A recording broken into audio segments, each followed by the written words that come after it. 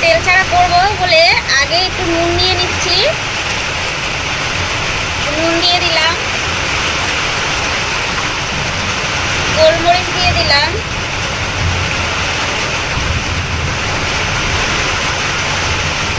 একটু টক দই দিয়ে দেবো,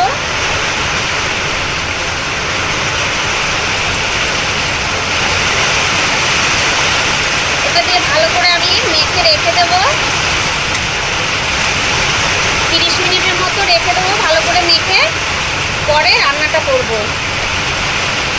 তেল ছাড়া চিকেন মালাইকারি করার জন্য এটা তো আমি আগেই মেখে রেখেছি।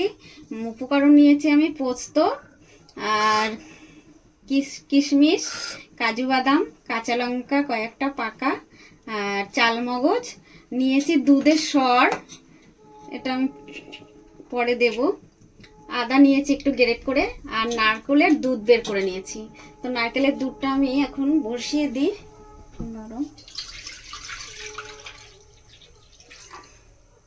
এটা একটু গরম হোক। এগুলো সব আমি একসাথে বেটে নেব।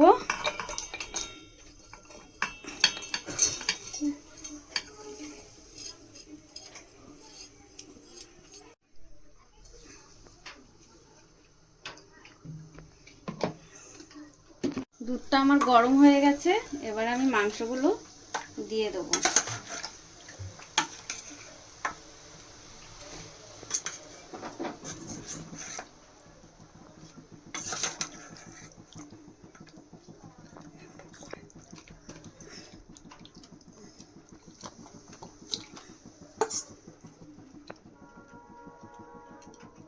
আমি 3টে এলাচ নিয়েছি, 3টে তেজপাতা নিয়েছি, এর ভিতরে দিয়ে দেবো, দিয়ে আমি ঢেকে রাখবো। আঁচটা কমে গেছে, এটা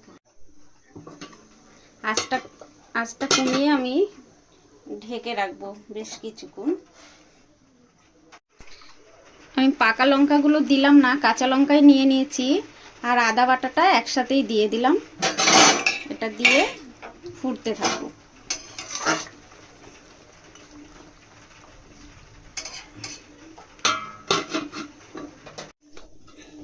মিডিয়াম আঁচ করে করে এটাকে আমি ভালো করে সিদ্ধ করে নিচ্ছি।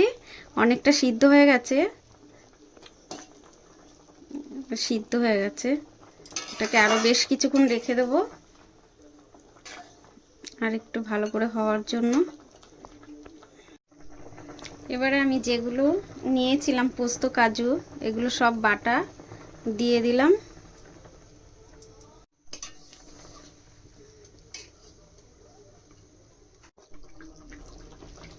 এবার আমি দুধের সরটা দিয়ে দেবো।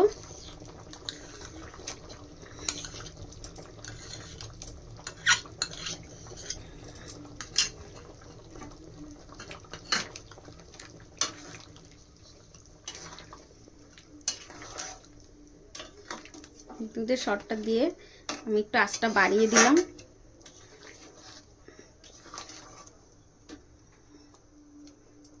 বেশ কিছুক্ষণ হোক। স্বাদ মতো চিনি দেব।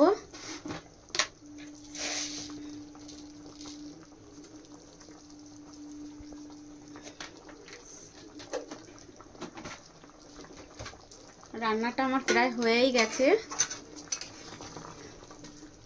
তো এই হলো আমার তেল ছাড়া চিকেন মালাইকারি।